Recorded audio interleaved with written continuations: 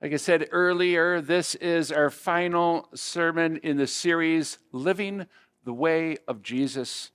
And today's message is grounded in Jesus' own closing words of the Sermon on the Mount. Our reading this morning opened with these words: everybody who hears these words of mine and puts them into practice is like a wise builder who built a house on bedrock.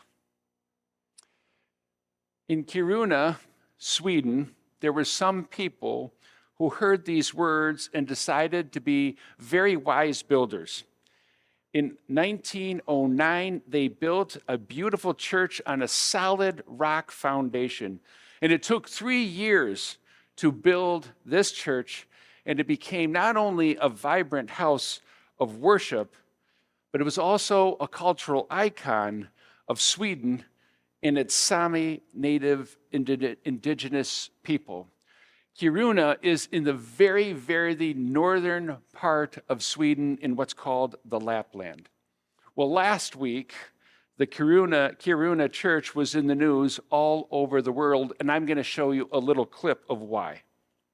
Faith can move mountains, but in a small town in Sweden, it's also helping engineers transport this massive church. Thousands have come from neighboring countries to watch the 100-year-old wooden church make its way down the road. Crews are slowly and carefully moving this building 3 miles to clear space for the expansion of Europe's biggest underground mine. At 131 feet wide and weighing over 740 tons, it's no easy lift. Engineers widened the road by 50 feet just to get that church through. I had to see it because it's a weird thing and a big thing. I was worried that it was going to fall apart, but it didn't, so I'm very happy. The church will take 2 full days to make that move, with a little pause built in each afternoon for fika. That is Sweden's traditional coffee break. It's funny watching that time-lapse photography because that church, they are moving it at 0.3 miles an hour. 0.3 miles an hour. You see, what the wise builders who built that church, what they did not foresee was at the same time that church was being built, a deep mine was constructed to harvest iron ore deep beneath the surface of the church.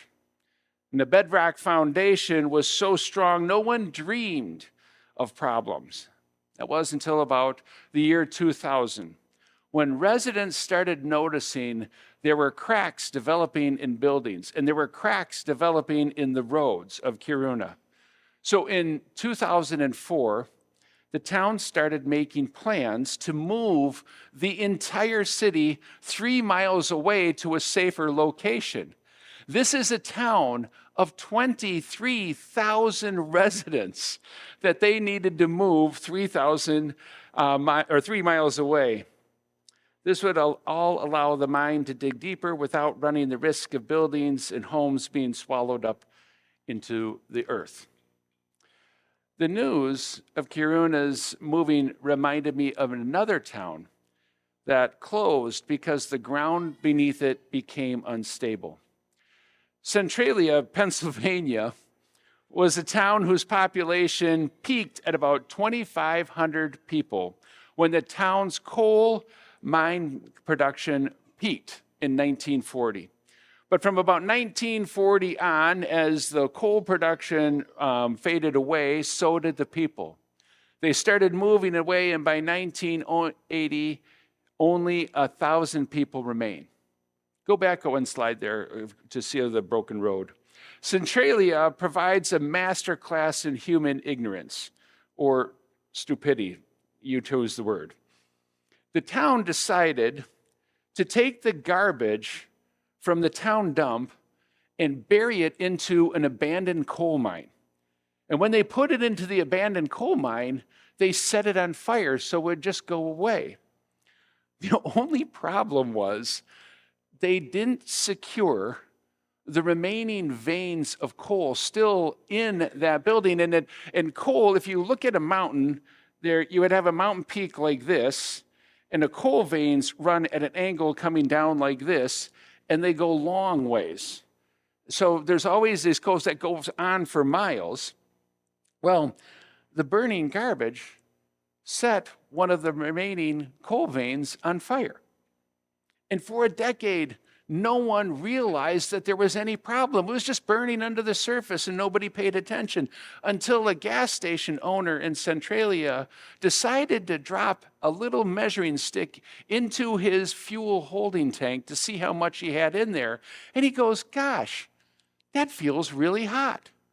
So he took a thermometer and he stuck the thermometer into the ground and he got back a reading of 171 degrees. You know what he did? Wow, that's kind of funny. And he didn't tell anybody about it. So no one did anything.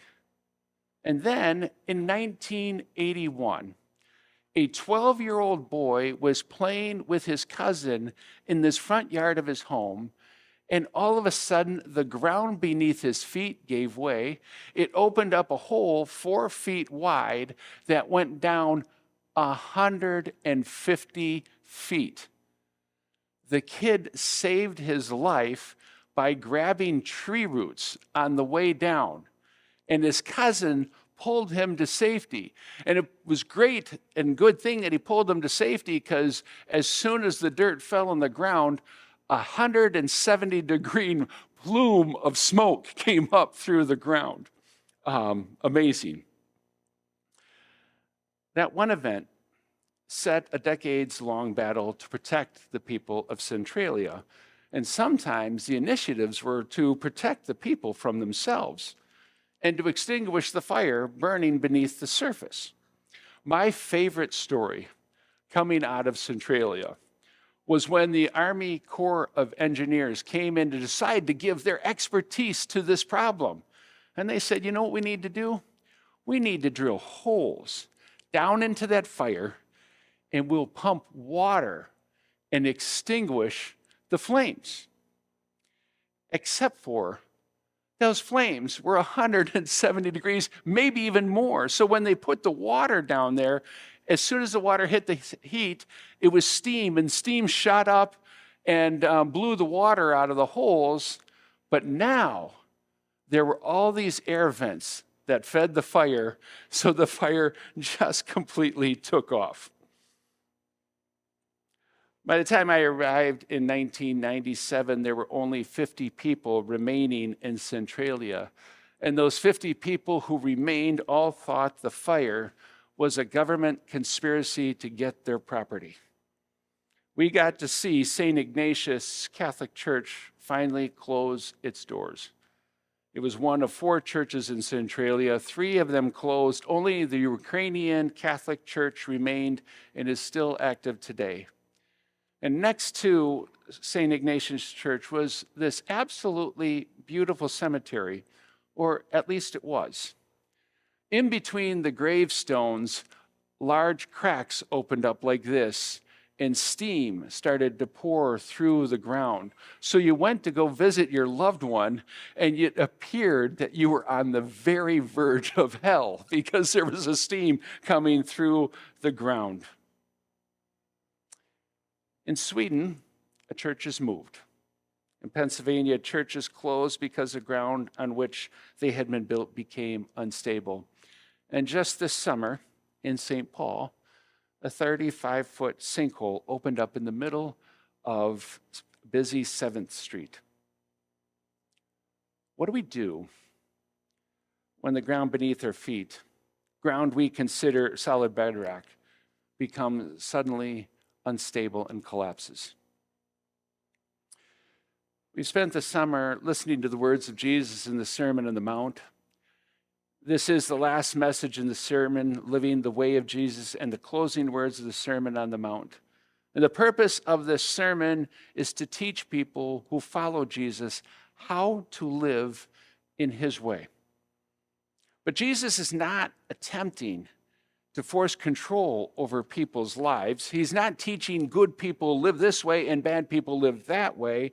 At the heart of his message is this big word called righteousness.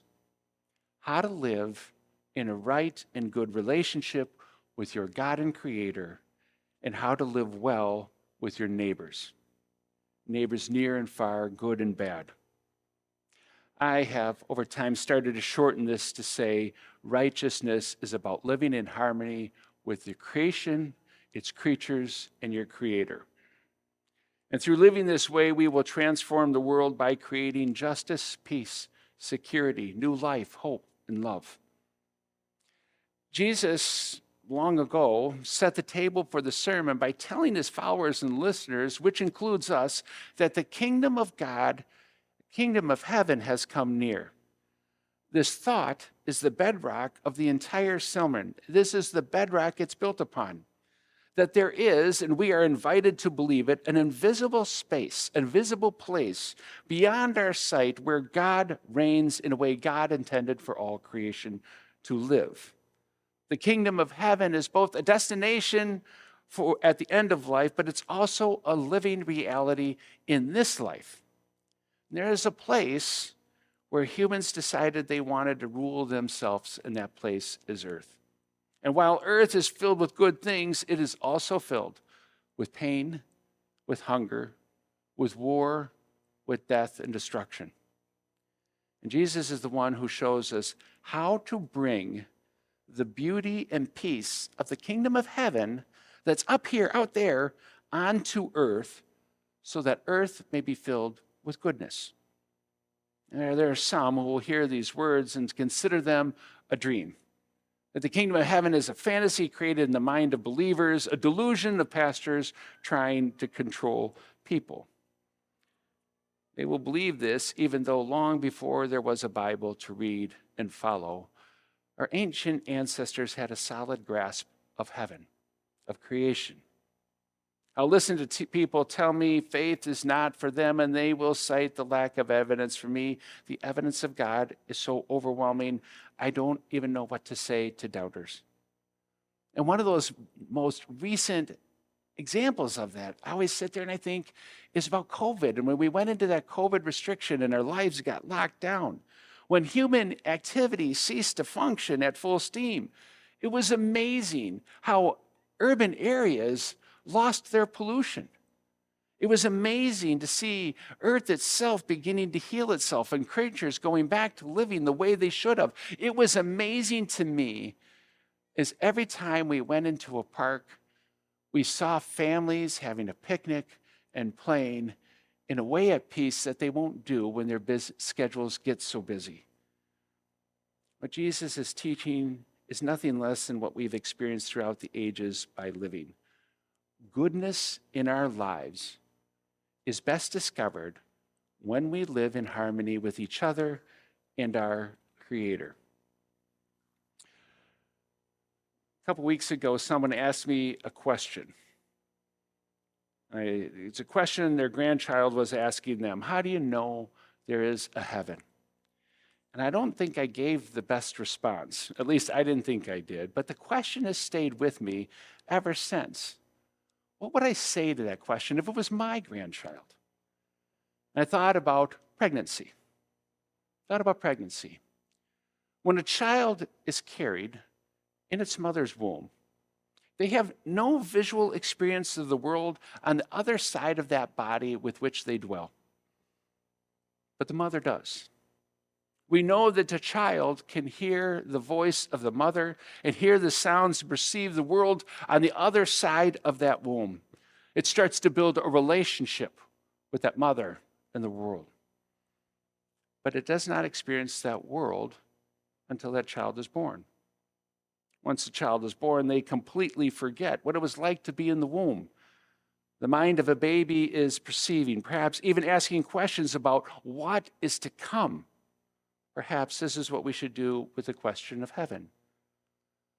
Still, no matter what image I come up with or concept we provide, the question of God and heaven remains a choice that we're all given. And it's how Jesus ends the Sermon on the Mount.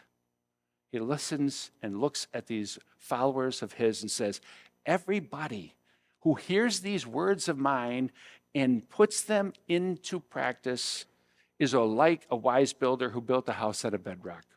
But everyone who hears these words of mine and doesn't put them into practice will be like a fool with a house built on sand. Jesus is basically telling you it is your challenge and your choice on how you want to live. You can trust the wisdom of Jesus, or you can trust your own wisdom. And that is a story that the Bible opens up with. It is the same confrontation that Adam and Eve are given. Do you trust me, or do you trust yourselves? And here's the kicker. If you trust in Jesus' wisdom, your life and how you live it should reflect that wisdom. Faith is less about believing than it is living.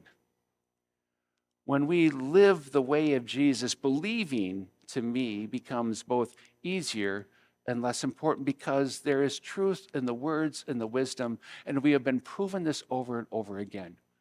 Science has looked into prayer.